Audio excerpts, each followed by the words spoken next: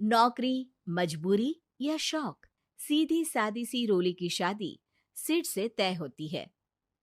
शादी के बाद तुम नौकरी करना चाहोगी? नहीं नहीं, बिल्कुल नहीं।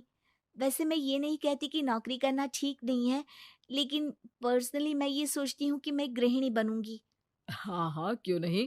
गृहिणी बनना भी आसान नहीं है। एक सफल परिवार चलाना किसी देश को चलाने जितना ही कठिन है। रोली को सिड का साथ और बात दोनों अच्छी लगती है, और फिर वो दिन भी आ जाता है जब दोनों की शादी हो जाती है। शादी के बाद ये क्या, सारा दिन किचन कपड़े और चार दीवारों के आगे पीछे घूमती रहती है। जा बाहर निकल कर देख, कितनी स्मार्ट लगती हैं वो औरतें जो नौकरी करती है। हाँ, अच्छी तो लगती है सासू माँ, लेकिन मैं नौकरी नहीं कर सकती। मेरा मन घर के कामों में ही लगता है। अरे मेरी बेटी तो कमाती है, अपने को फिट भी रखती है और सास को भी खूब शॉपिंग करवाती है। अच्छी बात है ना सासू माँ। मैं तो जो है उसी में संतोष मान लेती हूँ। बरकत होनी होगी तो इसी में भी हो जाएगी। ये बोलकर रोली चली जाती है। एक दिन सास की सहेली घर आती है, जहाँ रोली उन्हें चाय के साथ कई तरह के पकवान बनाकर खिलाती है। अरे वाह, तेरी बहू तो बहुत गुणी है। कितना सब बनाकर ले आई। मेरी वाली तो ऑफिस से आकर 2 रोटी ही सेक दे तो समझो एहसान कर दिया। अरे ऐसा ना बोल। तेरे घर में 2 कार, 4 मंजिला मकान, और तेरे लिए जो वो अपने पैसे से साड़ी लाती है वो भी तो कितनी कीमती होती है। अरे मेरी वाली तो बस सारा दिन इन्हीं 2 कमरों को ताजमहल बनाने में लगी रहती है। सहेली चली जाती है। कुछ समय बाद रोली को एक सुंदर सी बेटी होती है। अरे क्या सारा दिन उस बच्चे में लगी रहती है। माँ, मुझे ना 1 मिनट भी छोड़ने का मन नहीं करता। देखिए ना, कितनी प्यारी है। मैं ना इस हर पल को एंजॉय करना चाहती हूँ। अरे हाँ हाँ, हमने भी बच्चे पाले हैं, हम भी जानते हैं कि कितने प्यारे होते हैं, और अपने बच्चे को बढ़ता हुआ देखना कितना अच्छा लगता है। लेकिन एक दिन अचानक और रोली, एक बहुत बड़ी घटना हो गई। एक शॉर्ट सर्किट से पूरी दुकान जल गई। ओह, अब अब क्या कुछ समझ में नहीं आ रहा कि कैसे घर चलेगा।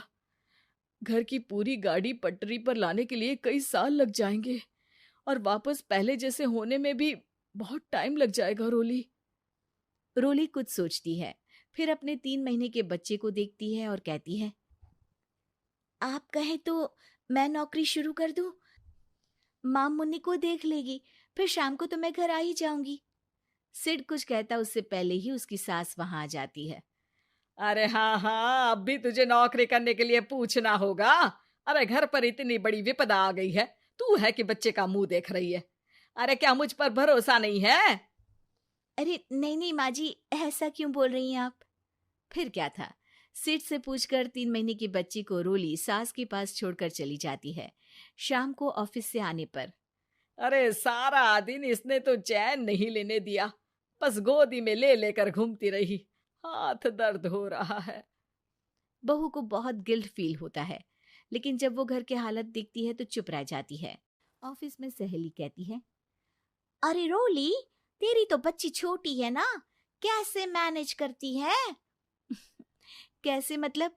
घर पर रहती है वो अपनी दादी के साथ। ओ यार, कितनी अच्छी है तेरी सास। मेरी सास को जब पता चला कि मैं नौकरी ज्वाइन करने की सोच रही हूँ, वो तो सीधे अमेरिका चली गई मेरी ननद के पास। अच्छा, फिर तू कैसे मैनेज करती है? अरे मैंने तो फुल टाइम मेड रख ली है। ओहो, वो तो बड़ी महंगी होगी ना? हाँ यार, लेकिन कमाई भी तो हो रही है ना। यार, मैं तो कभी अपना बच्चा इनके मम्मी पापा के पास ना छोड़ू। प्यार दुलार में खराब कर देते हैं ये दादा दादी बच्चे को। नहीं नहीं, मुझे अपनी सास पर पूरा विश्वास है। जो मेरे पति को इतनी अच्छी शिक्षा के साथ बड़ा कर सकती हैं, वो मेरी बच्ची को कभी नहीं बिगाड़ेगी। खैर, रोली की इस सोच से उलट पड़ोसियों के बीच हाथ में बच्ची पकड़े रोली की सास कहती है, अरे क्या बताऊं, सारा दिन बहू बाहर रहती है। पहले अपने बच्चे पालो, फिर बच्चों के बच्चे। अरे अपना जीवन तो कुछ रहा ही नहीं। अरे नहाने भी जाती हूं ना तो इसे साथ रखती हूँ, कल को कहीं गिर गई या चोट लग गई तो बहू तो हमारी खाल उखाड़ लेगी ना। अरे ऐसा भी क्या डरना बहू से, नौकरी थोड़ी की है उसकी। अब क्या बताऊं, पढ़ी लिखी लड़कियां हैं आजकल की। चलो चलती हूँ, सब्जी बनाने का वक्त हो गया है। बच्चे आएंगे तो खाना तो बना मिले।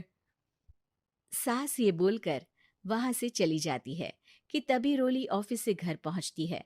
बाहर पड़ोसियों को देखकर, नमस्ते आंटी जी, कैसी हैं आप? अरे बहुत अच्छी हूँ, लेकिन तेरी किस्मत तो सबसे अच्छी है। क्या सास पाई है, मोती दान किए होंगे तूने। तेरा बच्चा भी देखती है, खाना भी बनाती है। बेचारी बहुत काम करती है तेरी सास। हाँ आंटी, सही बोल रही हैं आप। अब ऑफिस भी दूर है तो आने जाने में वक्त चला जाता है। खैर चलती हूँ। हाँ हाँ बेटा जाओ, गर्मा गर्म खाना खाओ। रोली घर आती है, जहां सास एक बार फिर छोटी सी मुन्नी की शरारतें गिनाने में लग जाती है। अरे आज तो इसकी वजह से मुझे 2 बार कपड़े बदलने पड़े। बार बार पानी गिरा दे रही थी। दोपहर में थोड़ा सोचा कि आराम कर लूं तो दूध के लिए रोने लगी। हाय, मैं तो परेशान ही हो गई। रोली को सास की बात अब कुछ अजीब लगती है, पर वो जल्दी से कपड़े बदलकर किचन में जाकर रोटियां बनाने लगती है। सारा महीना काम करने के बाद रोली को सैलरी मिलती है। वो पैसे लेकर सीधे सास के पास जाती है। माँ जी, ये मेरी सैलरी। आपने हर कदम में इस घर का साथ दिया। मैं नौकरी करने के पक्ष में नहीं थी। मैं तो अपने बच्चे को बढ़ता देखना चाहती थी। मैं थोड़े में भी खुशी थी। कभी मैंने आपको किचन में पैर नहीं रखने दिया था। घर की मुसीबत नहीं आती तो मैं कभी इन जिम्मेदारियों को आप पर पड़ने नहीं देती। अब सास समझ चुकी थी कि उसकी गलती कहाँ है। हाथ में पैसे देखकर कहती है, मैं पढ़ी लिखी नहीं थी तो पति ने भी कभी पैसे हाथ में नहीं रखे। बेटे ने भी गल्ला संभाला, लेकिन तूने मुझे समझा। ये मेरा सम्मान है कि एक बहू होकर तूने पूरी सैलरी मेरे हाथ में रखी बेटा।